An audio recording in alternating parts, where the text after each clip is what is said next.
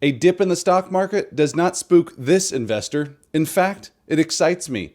As a long-term investor, I'm less concerned about the day-to-day stock movements and more concerned about building a portfolio of high-quality stocks and ETFs that will perform for the long haul. I do not need any of this money today. It's for the long haul. But part of building a stable portfolio is all about having a firm foundation. And the easiest way to do that is through ETFs. QQQ, SPY, VOO are all ETFs that garner tons of attention. But in today's video, we're going to be talking about two ETFs that I am looking to load up on that aren't named any of those popular names. But before I unveil them, do me a huge favor. Show your appreciation by clicking that like button down below. Subscribe to the channel so you're notified anytime we drop new content, and let's jump into it.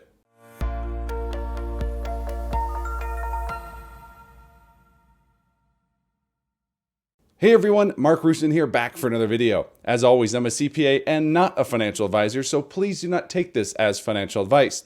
And before I begin, let me thank today's video sponsor, which is the Motley Fool. The Motley Fool has a ton of great resources and products available for investors of all different levels. And right now, if you go to fool.com/Mark, you could sign up to receive their 10 best stocks to buy right now.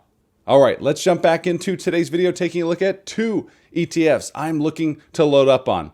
And regardless of where the stock market is, because it's in a unique spot right now, seasonality-wise, we are heading into a rough patch, as historically, September, the next month here, is historically the worst performing month for the stock market. But this stock market has been anything but normal. And regardless of whether the bull market wants to continue roaring higher, or if we just trade sideways, we have two ETF options that could work for you. And let's begin with our first ETF, which is the Schwab US Large Cap Growth ETF, stock ticker SCHG. Now, you've heard me talk often about SCHD, which is a sibling fund, more focused on dividends. Here with SCHG, we are less focused on dividends and more focused on growth.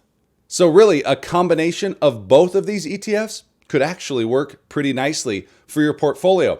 And with the technology sector taking a bit of a breather and having a pullback, SCHG is 10% off of its highs just in the past month. That gives me more reason to add funds to SCHG. As you can see on this chart, just in the past 6 months, we have started to see a bit of a broadening. A pullback in the high growth, with SCHG falling from a high of 16% to now bringing in about 7% total return, and SCHD starting to climb higher. The dividend-focused ETF, still slightly behind, but has closed the gap completely. SCHD can be compared to many other high-flying and popular ETFs like XLK or even closer to QQQ. However, when it comes to QQQ, it has an expense ratio of 0.2%.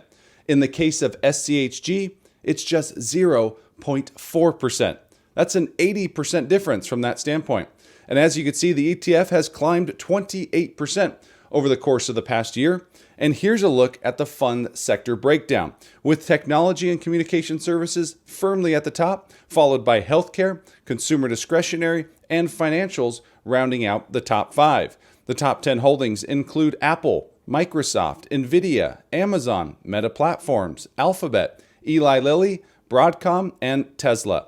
The top 10 account for 58% of the fund, and in total the fund has 251 positions, half that of the S&P 500, which is why you see a much larger exposure rate to these large cap stocks.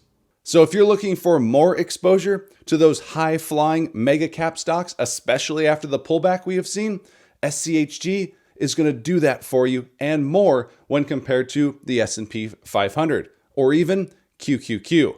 So again, this is more focused on growth if that bull market continues. Not so much for dividend investors. But that leads us to our second ETF, which is the Vanguard Value ETF, stock ticker VTV. As I mentioned at the start, if the bull market goes forward, SCHG. However, VTV has a lot of cases as well.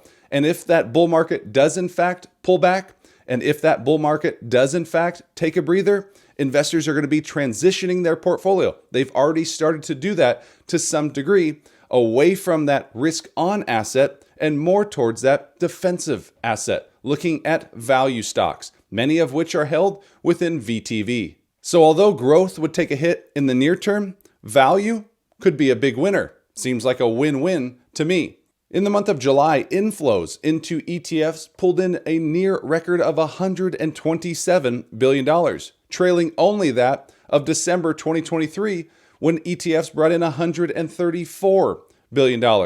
And if you invest in ETFs, you likely have heard of VTV, as it's one of the largest ETFs here in the US. In terms of assets under management, or AUM, VTV is ranked 8th with $120.8 billion in July, but that is even higher today. Value has certainly taken a backseat to growth over the past 18 months, which could build a case for value. Investors are also looking to broaden their portfolio again, which can build a case for value. Investors are also looking for deals out there. Again, we've had this big runway where a lot of valuations are looking extended. Where can you search? How about value? VTV has a lot of catalysts that can cause it to climb higher, which is why I'm looking to bolster my position. When looking at VTV, we can see it is up 12% over the past 12 months and sports a low expense fee of just 0.04%, the same as SCHG, which we just looked at. Unlike though with SCHG, VTV does offer a nice sized dividend at 2.4%. and a growing one at that, with a 5-year dividend growth rate near 7% and 13 consecutive years of dividend growth. In terms of the sector breakdown, a very different look than SCHG, making it another good complement to any of those tech-heavy ETFs you may own. The largest sectors include financials, healthcare, technology, industrials, and consumer staples. The top 10 positions include Broadcom, Berkshire, JP Morgan, ExxonMobil, United Health, Procter & Gamble, Johnson & Johnson, The Home Depot, Merck, and AbbVie. A lot of names that I really love. The top 10 account for only 22%, with the fund owning 345 positions, so very broad, with that largest holding accounting for less than 4% of the ETF. So given where the market is and what's ahead in store, going through that rough patch, these are two ETFs that could work for your portfolio. And both of them could actually work simultaneously. Down in the comments section below, now that you've gone through this video, let me know, are you a buyer of either of these ETFs, both of these ETFs, or neither of these ETFs? And if you haven't done so yet, make sure you smash that like button down below. Subscribe to the channel, and we'll see you in the next one. Take care.